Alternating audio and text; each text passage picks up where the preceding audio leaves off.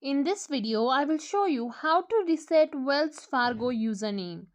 So simply open any web browser. In the search bar, search for Wells Fargo. Then click on this first URL of Wells Fargo that appears. Here in the top right corner, you can see menu. Right beside it, you can see the sign on button. Click on it. Now, if you have forgotten your username, what you can do is simply click on forgot username or password. Click on it.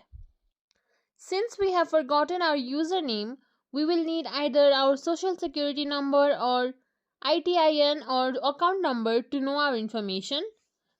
If you know your social security number, simply put in here, or ITIN, or simply click on account number, then put in your account number, then click on continue.